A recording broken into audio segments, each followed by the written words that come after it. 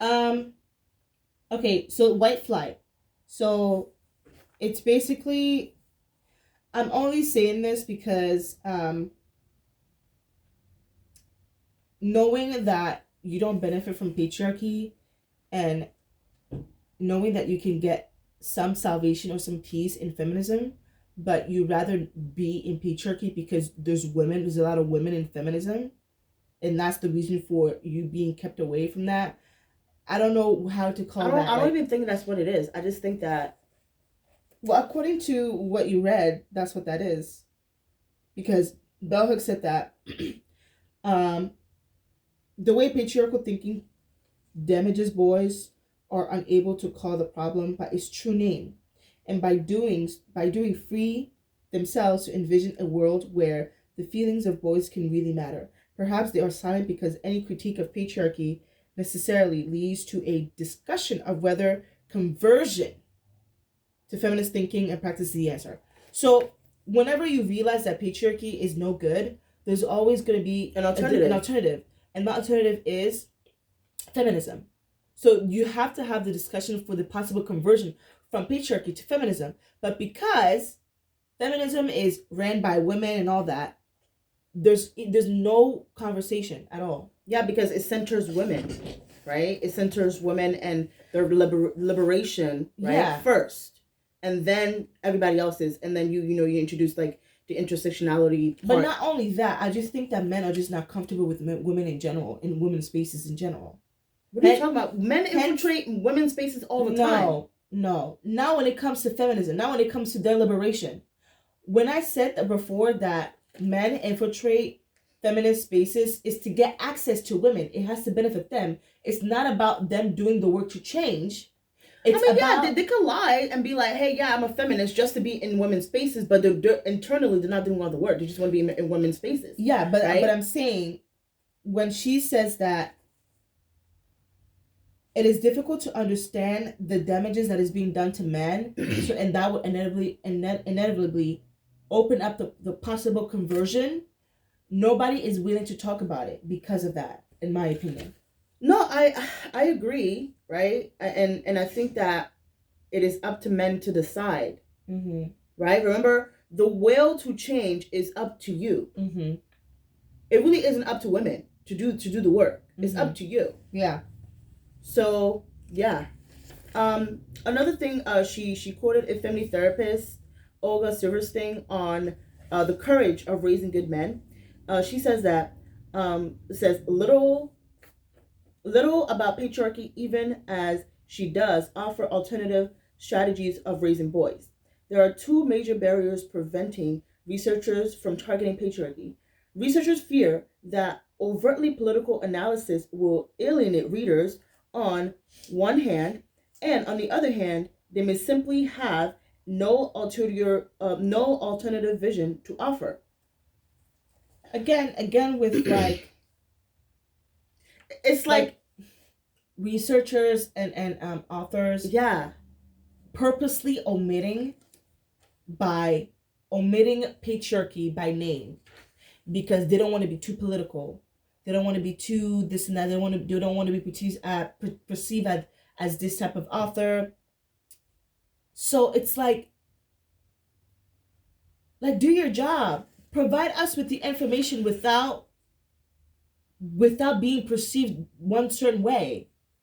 Yeah. Because now you're omitting something crucial that could be beneficial to a group of people that can liberate themselves, but you don't want to go there because of political ideologies. Yeah. Like, that doesn't make any sense to me. Right? And I guess this is where she comes in by critiquing feminism, is that like she says that like, one of the tremendous failing of feminist theory and practices have been the lack of concentrated studies of boyhood, one that offers guidelines and strategies for alternative masculinities and ways for thinking about maleness. Indeed, the feminist rhetoric that insists on identifying males as the enemy often closed down the space where boys could be considered, where they could be deemed as worthy of rescue from patriarchal exploitation and oppression as were their female counterparts. So, I mean, that's kind of like the gag of like, there's not much literature on Boyhood. When there is, you're still omitting affirming the patriarchy, truth. right? Yeah, but yes, you're still affirming patriarchy, but omitting it. Yeah. Oh, yeah. Stories on like Boyhood or whatever, it is centered around patriarchy. It's not in the lens of like feminism. Even feminists don't even talk about men in patriarchy. They try to remove that. No, feminism, like, that's all they talk about. What are you talking about? No, like in the sense of like they want to center women, like women's plight in patriarchy, not men exclusively. Okay. Right? So the feminism focuses on women in patriarchy and how to remove them and how to live a better life, not centered around men and the patriarchy, right? But she goes on and basically talked about her best friend, and I want to read this. One of my very best friend is a single mother of 2 children, an adult daughter and a younger son. When her son was born, I suggested we name him Ruby. His biological dad jokingly made the point that she should have her own son and named him Ruby, end quote. Well, his middle name is Ruby. When he was around the age of 5, he decided he decided to use the name Ruby. The boys at school let him know, though, through teasing him that was a girl's name. As an intervention, he and his mom brought to school pictures of all the men through history named Ruby. Then later on, he wanted to paint his nails with fingernails polish and wear it to school. Again, the boys let him know that boys do not use nail polish.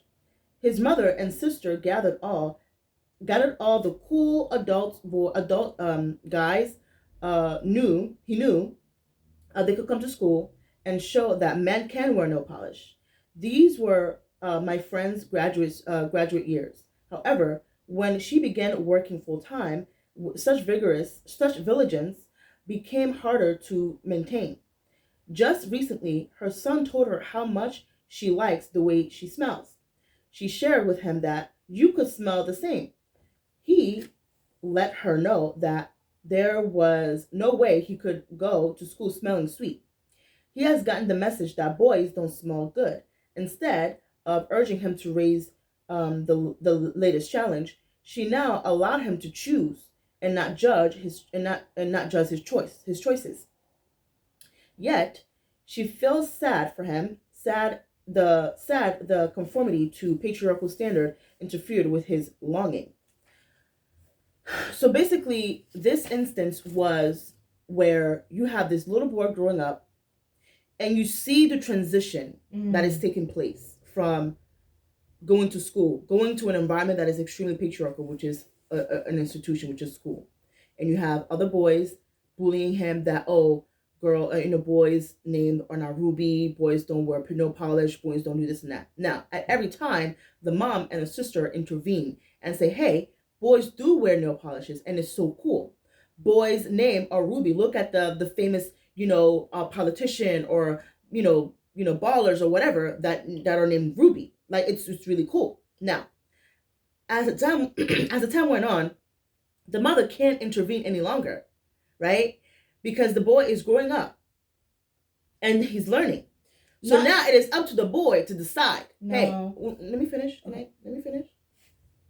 As the boy is growing, the mom can't be there all the time, right? But this is still a reoccurring situation that is keep happening, right? So now the last time he's like, okay, Mom, you smell really good. I want to smell just like you. And she's like, he's like, I want to, but I can't because boys will make fun of me. And then the mom was like, hey, if you want to smell good, you can. Now, it is up to the choice of the boy. So now Bell Hooks is saying that it's sad. So basically, the mom felt sad for him. Sad that the boy had to conform to patriarchal standard, but which interferes with his longing. So what is that called? What? Cognitive dissonance. Y'all know that's my favorite word. Right? Cognitive dissonance, where there is an internal conflict with where there's an internal conflict of an ideology. Damn. Can you give me that water, please? Jesus.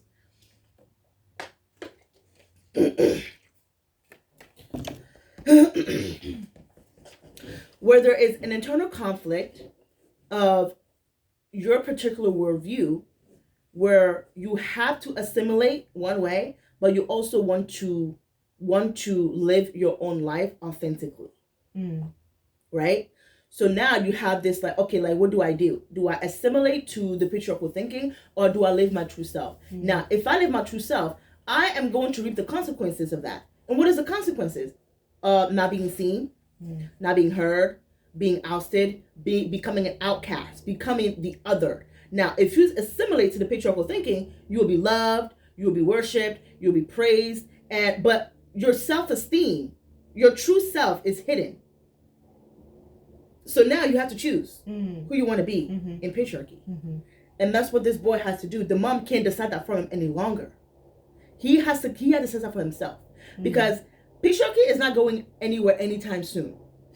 No, it's really not. It is moving, but it's not going anywhere anytime soon. I don't think, at least in my lifetime. I don't know. But hey, the world is changing really, really fast with AI. So I don't know. Okay? So that's really like, and as a parent too, imagine seeing your child that you have cultivated, like, hey, like don't do this. And it's not even like don't do this, like, just think differently. Yeah. Think differently. Right? That's it. Just think differently. Men can wear nail polish and it's super cool. It is super cool. Men can wear pink and it's not even all that. Color, like, pink is just a color. Yeah. Right? Pink is just a color. Men can smell sweet, can smell good. They don't have to always be like, men can use skincare. Yes, men can use skincare and it's not a thing. Right? But like, you can see the tug of war that is pulling this boy, But if I may add too, go ahead. Think that the mom had the time to pour back into the child when she was in school, because when the boy said, "Oh, my name is Ruby," when Ruby was like, "Yeah, I don't know about my name. People are making fun of my name," and then the mom and bell hooks, they basically orchestrated, famous people throughout history named Ruby, and they went to the school and they showed the people, the kids, like, hey, there are other males named Ruby. Again, with the nail polish, they got men who would wear nail polish come to the school and say, hey, it's just nails, it's nail polish. So that was, her actively fighting patriarchal and sexist notions that boy can't. But this is what you're here talking about, the boy Ruby and my, yeah, sure. This is what really got me. Okay, cool. This is what really got me. These were my friend's graduate student years. However, when she began working full time, so the mom was doing everything for him, for the boy. When she began working full time. So my thing is, where's the dad? Well, remember at the beginning, the dad said Ruby, she should have named her own son Ruby. Exactly. So that already tells me what type of dad he is. Yeah, come on. That's a patriarchal dad. That's a patriarchal dad. So now the woman is left teaching the Ruby to unlearn the sexist notion, right? As a student, organizing certain things so that Ruby can learn, like, hey, boys can do this. Yeah. Boys can do that. You can be whatever you want. Your name can be Ruby. You can wear nail polish. You can do all of that. But it wasn't until she started working full time where she did not have the time to pour back into. So Ruby didn't have that support anymore. Yeah. And it's like that. You really have to think too that, like, when you spend eight hours to a boss, it's really hard to be hands-on with especially if you're a parent. It's really hard to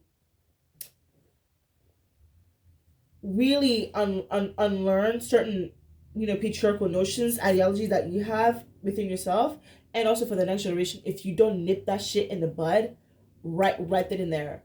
I was talking to my nephew about colors, and my nephew has a sister, older sister, and his sister likes, very pastel colors. She's a girly girl. She likes pink, you know, uh, purple and all that. And I was like, oh, so what color do you like? And it wasn't like he said, oh, I like the color blue. It was, oh, I don't like the color pink. So he started off by saying, I don't like, because he automatically does not want to be perceived with what his sisters like, which is cutesy, girly. And I'm like, oh, why don't you like the color pink? And then he's like, it's just like just girly. And I'm like, what's wrong with that? Like, and he's like, how old is he? 4 or 5 At the time? No, Kendall. Oh, Kendall. Yeah. I thought you were talking about Kenan. No. Kendall. I think he's like 5. Yeah, he's 5, and the sister just turned 10. And he was just like, he kind of like flinched a little bit, like, he's so cute. Like, oh, he's cutesy. But it's interesting how I asked him a question, but he didn't tell me what he liked. He said, I don't like this. I thought that was very, like, interesting because, and then I just say, hey, like, it's okay, like, a color is just a color. Like, I like blue, and I'm a girl. I'm wearing blue right now. I have blue shoes. Just all of that. Yeah. So when certain things do rise up like that, I also do my best to like recognize that, and this is a teachable moment. Hey, I'm going to teach you about like this and that, but it is hard. And as they get older too, they have to face the world. They have to face school. They have to face the workplace. They have to face friends, right? So like, home is one aspect of... It's just one of many. Family, yeah. Yeah. But because if you think about it, these kids spend like 8 hours at school. What are they learning at school? Systems. They're learning to go to school, get a good job, and work for somebody else. They're not learning to honor, your emotions and really be in tune with your emotions, to see what you like, what you don't like, and how to preserve that.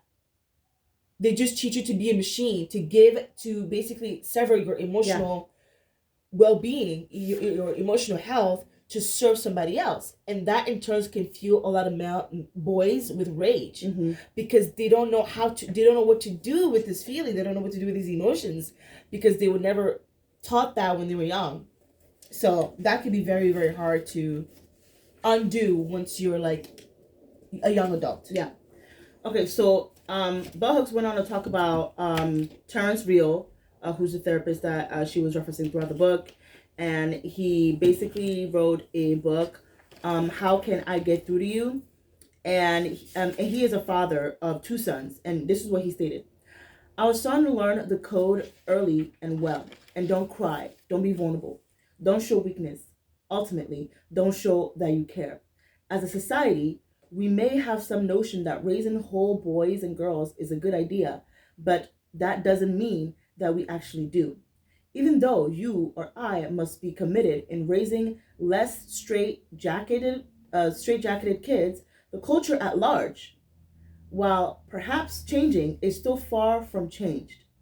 Try as we might, in movie theaters, classroom, playgrounds, our sons and daughters are bombarded with traditional messages about masculinity and femininity, hour by hour, day by day. And that is exactly what we talked about. Yeah. But here's the thing. Bell Hook came in and said, Real used the word traditional rather than patriarchy. Yeah. No, it makes it language. It makes a difference. It makes a difference. Huge difference. It makes a huge difference, because tradition, you can change tradition, right? Oh, so it is our tradition that like during Christmas, we take Christmas photos and we send it to our families. Okay, cool. It is our tradition that like, on Valentine's Day, I take my family out to the buffet and then we go see the movies, blah, blah, blah. Those are tradition. Traditions can be changed. Patriarchy is harder to change. It's a system. It's an institution. It's an ideology. So when people say tradition, it's like you can change tradition within one generation. It is going to take a lot. Masses amount of people to change patriarchy, to overthrow patriarchy. Yeah. So she went on and basically talked about, like the patriarchy, like in the school system, and how, like a school prison in Papua and stuff like that. But she also says this: patriarchal boys, like their adult counterparts, know the rules. They know they must not express feelings with the expression of anger. That they must do. Okay, let me start over. You want me to read it? Yeah, go ahead. Okay. This one? Okay. Patriarchal boys, like their adult counterparts, know the rules. They know they must not express feelings with the exception of anger. That they must not do anything considered feminine or womanly. A national survey of adolescent males revealed their passive acceptance of patriarchal masculinity. Researchers found that boys agreed that to be truly manly, they must command respect, be tough, not talk about problems, and dominate females. Yeah, I want to stop right there. So that's really sad. Yeah. Because it says that a national survey of adolescent males revealed their passive acceptance of patriarchy. So they're just passively going through life, and they're not actually thinking about what it actually is. Passive acceptance of patriarchy. They're just passively accepting shit. They're not critically thinking. They're not like why do I have to dominate? They're not having anything to rebut. Why do I have to command respect? Why do I have to be tough? Like because of how they're going to perceive. It's all about perception and how they're perceived. They don't want to be a sissy. They don't want to be gay. Because God forbid you're fucking gay. God forbid you're a sissy. Oh, we don't want that shit. No, it's true. Oh my God, you're funny as shit. I mean, but it's like the word when she said passive acceptance, like it's like, so you're just like. But yet these men are the leaders of our society. They're the leaders. They can't even process their emotions fully, right? Like why must you command respect? Why is that a command? Right? Yeah. And not talk about your problems. Like, what? If you want respect, just be respectful. Because respect is earned. But you think respect is taken. That's why you have to command it. And if you can't take it, you dominate. Yeah. Yeah. Yeah. And then she went on and basically talked about boys that are committing violence. Oh, I want to talk about this. Okay. Can I? Oh yeah. Yeah. So she said, even though masses of American boys will not commit violent crimes resulting in murder, the truth that no one wants to name is that all boys are being raised to be killers, even if they learn to hide their killers within the act as benevolent young patriarchs.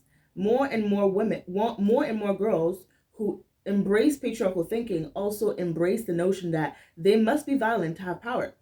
Talking to teenage girls of all classes who have been secretly hit or beaten by boyfriends who said that they were disciplining them, once hear the name Dr. Jackal and Dr. Hugh narrative that grown women tell when talking about their relationship about abusive men.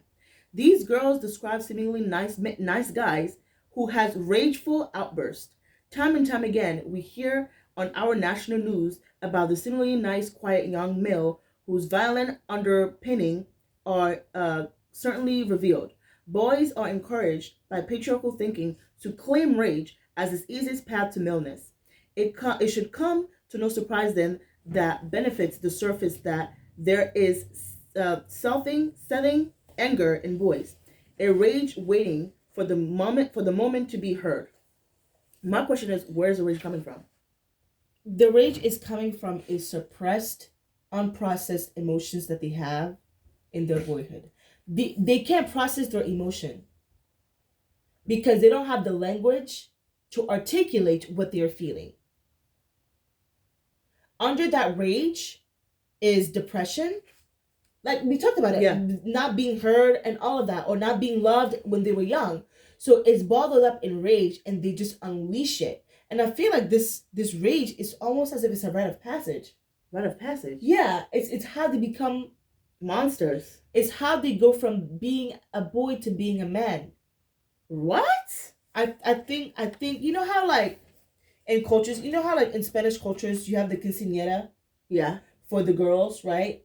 When they're like they turn 15 to 16, they have a whole thing. I think when it comes to boys, it's violence, and that violence is through with rage. That's interesting. No, it's literally the truth. Are you saying the rite of passage as like that is what is acceptable in society? Yes, For men, how for they boys cement, to become men. Yes, It's through violence. It's through dominating. I mean, yeah, but through like violence. when you say it's a rite of passage, I'm like, it's seen as a rite of passage because it is acceptable. Because in the last chapter, Bell Hooks said that, you know, if you were to knock on doors and say, should we end male violence? Most people would say yes. So they do recognize that there is a phenomenon and a surge of violence when it comes to men in heterosexual relationships, and just being a woman walking down the street. Mm-hmm. So, but other males, that is mostly done in front of other males, but they're not being held accountable. Yeah, of course. So it's almost as if it's like, oh yeah, it's just what we do. Yeah, it's just what we do. Boys will be boys. Boys club. Yeah. Boys will be boys. Yeah. But I want to talk about, let me see. Okay. I want to talk about this quote. So page 41, little boys are the only males in our culture who are allowed to be fully in touch with their feelings. Allowed moments when they can express without shame their desire to love and be loved. If they are very, very lucky, they are able to remain connected to their inner selves or some parts of their inner selves before they enter a patriarchal school system where rigid sex roles will be enforced by peers as rigorous as they are in any adult male prison. So, she said these sex roles that are introduced to you when you go to school are as rigid as sex roles in prison, in male prison. That's interesting. Put a pin in that. Let's continue. Wait, let me see. Okay. Those rare boys who happen to live in anti-patriarchal homes learn early to lead a double life. At home, they can feel and express and be. Outside the home, they must conform to the roles of patriarchy boys. But like that comment about like rigid sex roles in school system, mm-hmm. that leads to adult male prison. To like adult male prison. That's a pretty strong imagery. And I feel like it really has to do with the school to prison pipeline too. Yeah. Because many institutions run the exact same way. If you look at a prison right now, right, there's a hierarchy in the prison system. Okay? Even if it's an all-male prison system, there's always a hierarchy. Of course. And usually the hierarchy are like, I don't know, the one that commands respect, right? Mm-hmm. The ones that is the most violent, the one that is to be feared, right? The one that exerts power over the males that are the bitch. Okay? The same thing happens in school. Because like you have like your jocks and then your quirky kids and then like your art kids. No. You have your boys and your girls. And the boys assert their dominance over the girls. Okay. But the thing is, in a male school prison, it's all male. But even that, they still assert dominance over weaker males. Yeah. But you guys are all men. So whether or not it's all male or both gendered, patriarchy still prevails. Yeah. It doesn't matter. It's a mindset. It's a mindset. Patriarchy is a mindset too. It doesn't matter if you're in a community of all men. You're still gonna have a hierarchy.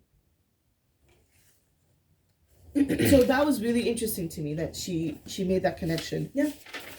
Okay. So I want to talk about another passage that she mentioned. Hold on, where is it? Okay. So this was when she's talking about the rage of men. The violence against women. She quoted an author. The name is Gray Zukov and Londa Francis. So Gary? so basically they're both, these authors are exploring the ways of barbaric like rage or whatever like that, right? So they said anger prevents love and isolates the one who is angry. It is an attempt, often successful, to push away what is most long for companionship and understanding. It is a denial of the humanness of others as well as a denial of own humanness. Anger is the agony of believing that you are not capable of being understood and that you are not worthy of being understood. It is a wall that separates you from others as effectively as it is as they were concrete, thick and very high. There is no way through it, under it, or over it. That's a pretty solid imagery. Yeah, about anger. Anger. It really does isolate you. Yeah. Because who wants to be around somebody who's hungry all the time? Yeah. Angry by unleashing their anger towards women and not able to held accountable for their own actions in their own life. And I have to go back to like the unprocessed emotions. They just can't process emotions. They've never had to sit with their feelings. Yeah. But then here, Bell Hooks comes in and said, certainly in almost all situations where boys have killed, they discovered narratives of rage that describe the emotional realities before they happen. Importantly, this anger is expressed across a broad spectrum of class, race, and family circumstances. Violent boys from affluent homes often are emotionally alienated as their ghetto counterparts. So when the anger starts to build up, it creates a lot of hatred, which then men use to kill. Right? Yeah. So like, and this is across culture, race, whatever. This has nothing to do with that, right? Anger is not, biased in any way, shape, or form. So it really does come down to how you're processing your emotions and how you're communicating with yourself, in my opinion. Yeah. No, that's true. Yeah. And then she went ahead and talked about single moms being raised like the boy moms, right? Yeah. How the boy moms are oftentimes are extremely patriarchal with their boys. Okay. And the boys grow up resenting their moms, right? Yeah. She went ahead and talked about, at the time the Hulk was really, really popular when the Hulk came out, whatever like that. And they did a survey and they were asking little boys, if you had a chance to be the Incredible Hulk, what would you do? Exclusively, the boys said smash their mommies. That's scary. If they had a chance to be the Incredible Hulk, they would kill their mothers. They would do is kill their moms. I want to read this. Yeah. So she says that. So she's basically critiquing this writer called Olga Silverstein, and she wrote a book called "The Courage to Raise Good Men," and she basically made a comment, believing that a mother's promises to their son of like masculinity, and she says, "quote Most women, like most men, feel that a mother's influence will ultimately be harmful to a male child, that it will weaken him, and that only the example of a man can lead a son into manhood. Single mothers, in particular, are haunted by the dread of producing a sissy."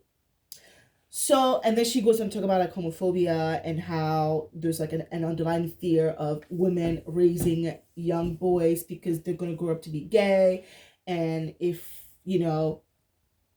as a consequence of that, the woman, the single mother, now relinquishes her emotional attachment to the child, to the baby. Yeah. And doesn't really bond with the baby anymore because of fear that he's going to grow up to be a sissy and be gay. And then the boy grows up resenting the mom, hence why they want to smash their mommies. So it's like, it's just never ending. It's never ending of like, first of all, where's the man? Why is she a single mother? Olga Silverstein does not talk about that. Why's she doing it by herself? Where's the father? So there's just a lot of pressure on women to do everything. And it's if not you fair. Do something, it really isn't. Yeah, and if you do something, well, you're doing it wrong. You can't coddle him because he's gonna grow up to be. And if you're doing it right, then it's not because you did it right. It's because the boy was sufficient enough that he could have done it on his own. Yeah. Right. So damn you do it, damn if you don't. It's just it's a lose-lose situation. Yeah. Yeah. But on top of that, I want to read another thing. No matter that information abound, and that lets the public know that many gay male come from two-parent household and can be macho and hate women. Misguided assumption about what makes a male gay still flourish. Every day, boys who express feelings are psychologically terrorized and, in extreme cases, brutally beaten by parents who fear that a man of feeling must be a homosexual. Yeah. Gay men share with straight men the same notion about acceptable masculinity, Luckily, there have been and are individual gay men who dare to challenge patriarchal masculinity. However, most gay men in our culture are as embracing of sexist thinking as are homosexuals. Their patriarchal thinking leads them to contract paradigms of desirable sexual behaviors that is similar to that of patriarchal straight men. Hence, many gay men are as angry as their straight counterparts. Yeah, because whether you're gay or straight, you still have that anger. You still have that anger that just went unrecognized because of the feeling of not being loved, not being cherished, not being heard, not being free, not being understood, not being all of that. But I just feel like it just takes the blame. It puts the blame on the women a lot more than I would like. I just feel like, especially with the whole single mom thing, it's just like single mothers have to go through a lot already. They have a lot on their plate. And it's just like there's no real accountability of men raising these young boys to not have sexist or patriarchal thought.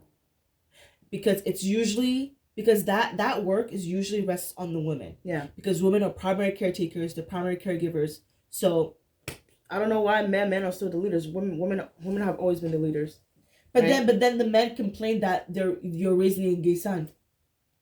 But it's just like, well, where are you in the house? Well, actually, according to Bell Hooks, a lot of gay men come from two-parent household. So just because you're like, you are in a house or you're not in a house, it doesn't really matter. If the child is gay, the child is gay.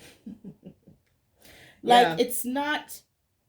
So you can't on one hand blame single mothers that, well, if you raise him because of your sex gender, you're going to raise him to be gay. But then the father's in a home, so you have a two-parent household now, but your child is still gay.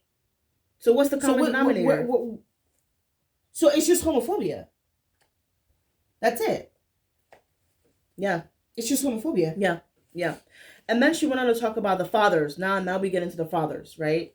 And, okay, so this is what she said. She said, most patriarchal fathers in our nation do not use physical violence to keep their sons in check. They use various techniques of psychological terrorism. I want to pause on that. Psychological terrorism. What do you think psychological terrorism is? I think it's fear instilled in you through words that are there to demean you, to put you down, to put fear in you, like the fear of being gay. That would be psychological, terrorism. Yeah. Shaming you and telling you that you're worthless, that you're never going to be somebody, that nobody's going to love you, that you're worthless. Those are all psychological terrorism. Yeah. Yeah. So Bell Hooks says the primary being of practice of psychological terrorism is shaming. Right?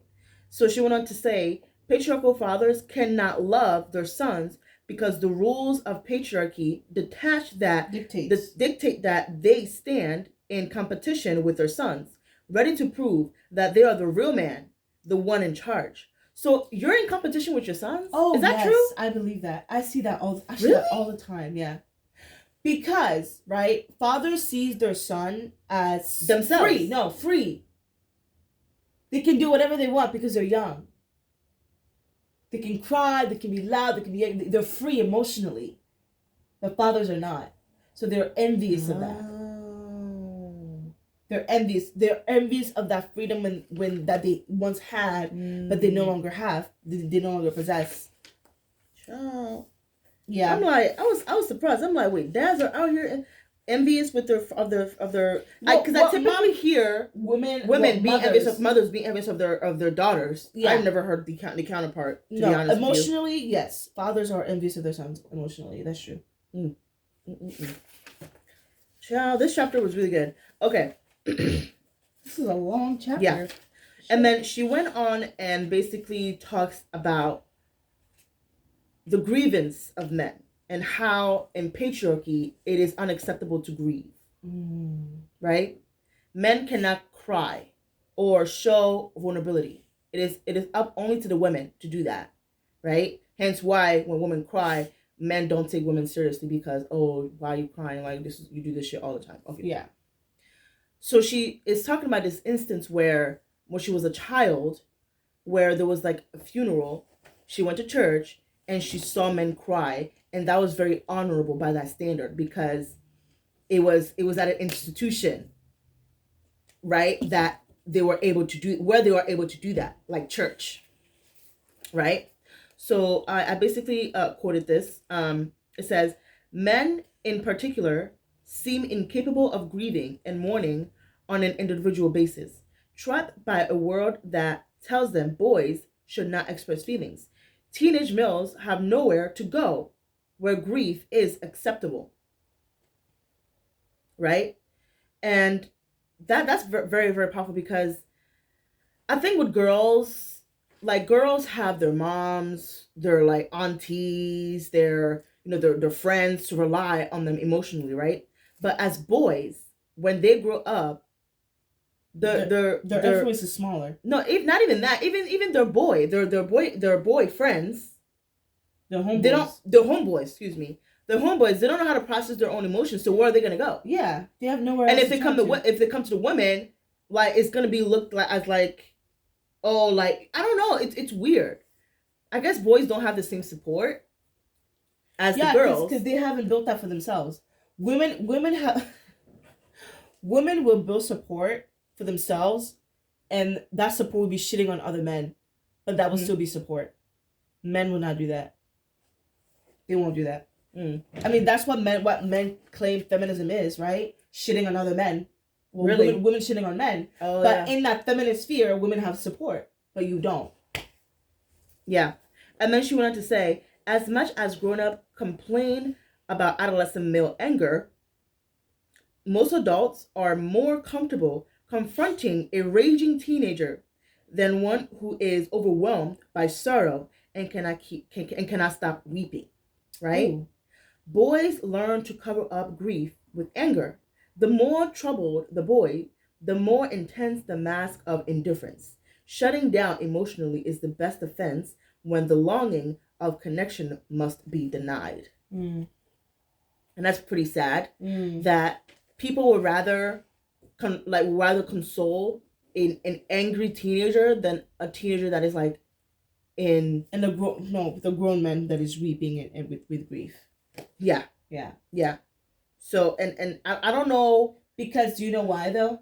Because anger is seen as an acceptable behavior, and weeping is not. And grief is not. Is not, especially men. Especially for men. I remember I saw this. You know, like those like videos that people go out and ask random people on the street like questions. You will never catch me do one of those videos. I'm just letting y'all know right now. It was one of the videos like, oh, when is it okay for a man to cry or some shit like that? Is that for men or for everybody? So this man is going around and asking like anybody, like girls or whatever, and this girl was like, oh, when like, I don't know, when like, I mean, and then she said when like your dog dies. Okay. Men do love their dogs. Yeah, oh yeah. And then they're like, oh, what about your like, if your like significant other died? The girl was like, no. Wait, what? Yeah. The girl said no? Yeah. I'm like, what? Damn. You say what? That's cold. That's I crazy. remember way back when, I think it was like The View or something like that, where I think it was Rihanna, where she made a post saying that if my boyfriend cried, so it was like Was a it Rihanna? Let's not be 100% sure. okay. It was a celebrity. Yeah, somebody we don't know that posted a post that if I catch my man crying over his ex when the ex like had died, I'm leaving him. I think I know what you're talking about. And I thought that was wild as shit. I'm like, really? You will leave your man for is it for crying or no, for crying over an ex that had died? Like the news broke out like, oh yeah, you know, she had an accident and she died. Damn. And then crying that for the death of a person, right? Obviously you used to be in a relationship, didn't work out, and then okay, cool. And then you just realize, oh my god, they fucking died. Well, a lot of people don't understand grief. Why would you? I thought that was really weird, and people were for it. Like, oh yeah, you cry over your ex who died. I'm leaving. I'm like, what? What? Yeah, I never understood that. Can y'all help me in the chat? I don't think that's reasonable. I mean, people process death many ways. But is that a way of processing death? Because let's be real, that if that grief is not out through crying, and it could manifest as something different. Alcoholism, it could be really. You could get the worst of it. That's why you could get your ass beat. Have to allow people to express. Yes, express. Because you never know. They could blow up one day. They could blow up. Like be haha and kiki one day, next day gone. Commit suicide. Gone. Because of and I'm not trying to like blame women of like okay. No, just in general. In general. Like just allow people to express their feelings. Maybe if like you're not in that particular mindset, just allow them to be there and then check up on them like every once in a while, like, hey, like you good, like you need something, like you need like a care package or whatever like that. All right, I'm gonna leave you to it, and then go about your business. Like it doesn't have to be like I have to be there like in the trenches. Like no, if you're out of those trenches, go about your business and then check up on them on like, you know, a few times a week or whatever like that. I don't know. Maybe that's just another alternative, but hey, that's just me. Yeah. No, that's actually very, very weird. Yeah. That it is more acceptable for a teenager to be going through a lot, be rageful. That's much more acceptable than a grown man crying. Yeah. Yeah. And then, so basically, Bell Hooks is saying, teenagers are the most unloved group in our nation. I thought that was a very powerful statement. Do you believe that? Teenagers are the most unloved? Yeah. Yeah. Really? Yeah. Teenagers are the most unloved? Yeah. You know how like older generation talk about shit on younger generation? Yeah. I feel like those younger generations are like teenagers.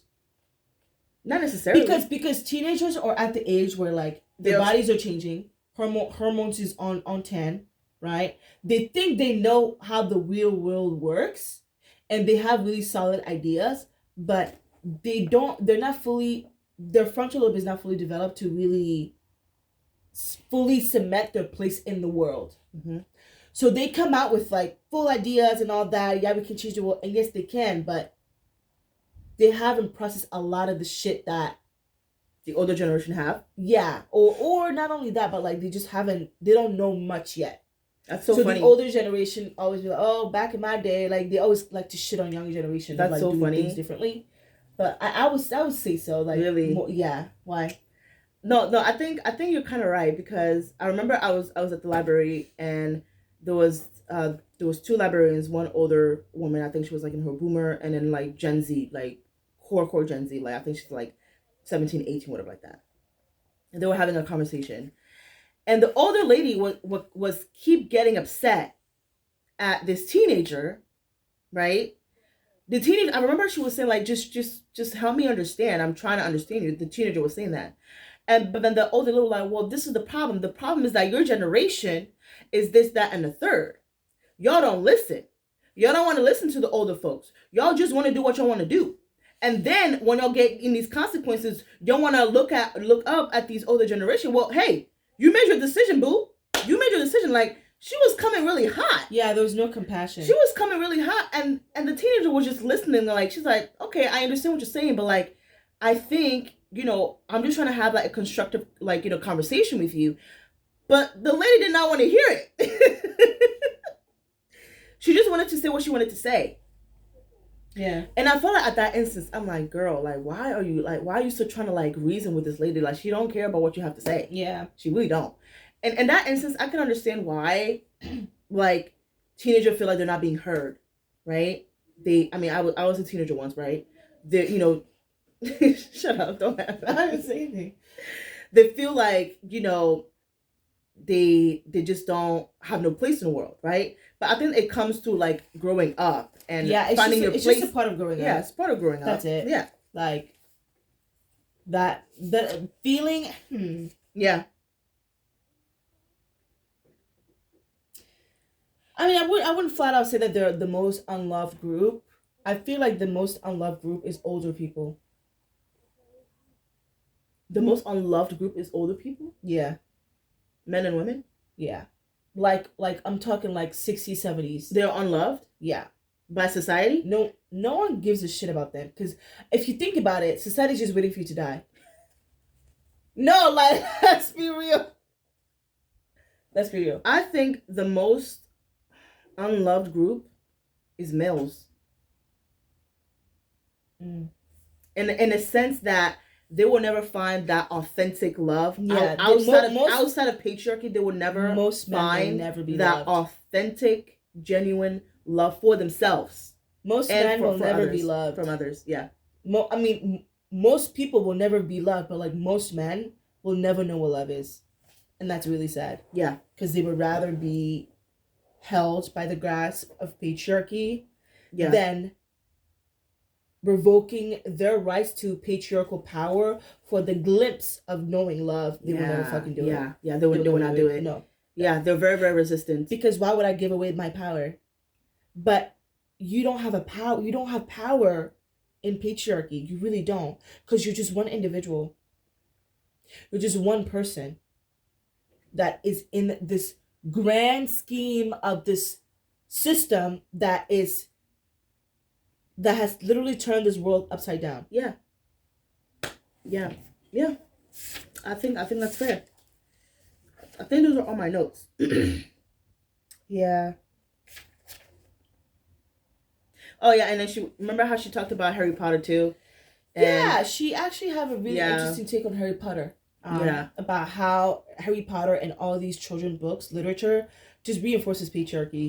A lot of Marvel movies reinforces patriarchy. DC, painting people that evil versus good, and then the dominating are the one that are supposedly good, but then they exercise their power to dominate and trample over those that are evil, but those that are evil are just misunderstood. It's like the same trope. Yeah, it's the same trope. Yeah.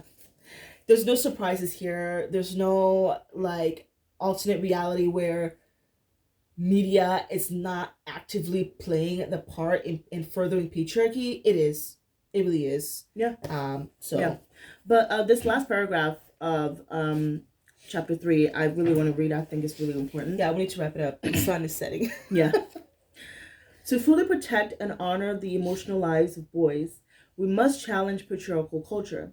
And until that culture changes, we must create the subculture, the sanctuaries where boys can learn to be who they are uniquely without being forced to conform to patriarchal masculinity vision. To love boys rightly, we must value their inner lives enough to construct worlds, both private and public, where their rights to wholeness can be consistently celebrated and affirmed, where their need to love and be loved can be fulfilled. And that's a great way to close this chapter. So in order to nurture the livelihood of boys, you have to start talking about how patriarchy is influencing. You have to start early. Yeah. You have to. Yeah. And recognize how it plays out. Yeah. In books, movies, schools, work, Yes. friendships, right? So like it has to be the debate of the topic, like at all costs, right?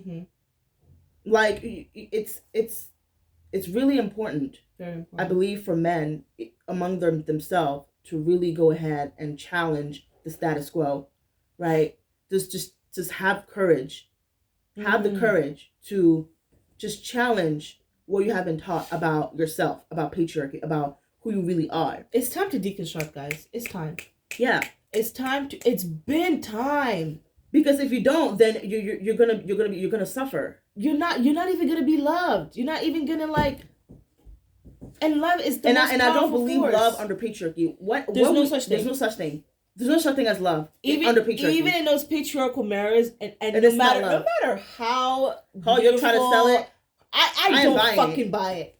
I will never ever buy a traditional marriage. Absolutely fucking not.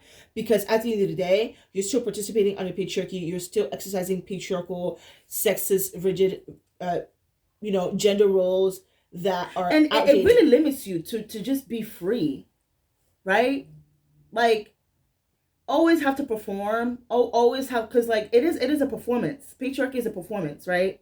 You're always performing. When are you free? Free of the labor. Get off the stage. Right. Take a bow. Walk off. Yeah. Thank you. As Rihanna said, right? Oh yes, take a bow. Take a bow. Like, just be free, right? Be like, we are in the 21st century, 2025, Western civilization. Like, technology has been progressing. Why are we still hiding? Why are we still performing? Yes, I understand if you're other parts of the world where, feminism and the Industrial Revolution, like those things has not caught up yet. It's understandable. But I'm talking about 21st century, 2025 in Western civilization. Why are we still hiding? Why? Again, if you have read this book and you are a man and it has changed your life or it has not changed your life, I would love to talk to you. I would love to have like a live. Email us so we can just have a friendly chat. All right. Thank you. Any last thoughts, last words? That's about it. Which part is your favorite? About yeah. Oh, okay. What is one thing that you think Bell Hooks did not mention and that should have been mentioned in this chapter?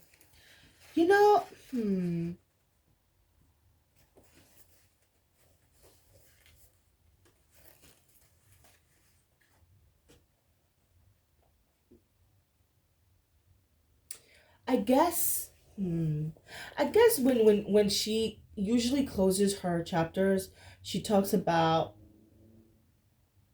like what we can do to solve, right? Yeah. But I think I would love to see more like, to urge feminists to have early childhood education that are centered around dismantling the patriarchy. Wow, it is really dark. Okay. That is a great idea. Yeah, early childhood education that is deconstruct to just like as soon as you are fresh out the womb, like there is no patriarchal rhetoric at the center. I don't think I have yet to see a curriculum that enforces, or what is it? Yeah, and enforces non-patriarchal rhetoric. Or thinking, because patriarchal thinking is literally spewed in everything, in education. Like I would love to see like something like that. Yeah, same. Like a community-based thing where boys can go out and have a community where there's no patriarchy. Because whether we go to there's school, no hierarchy. There's patriarchy. Whether we go home, is patriarchy.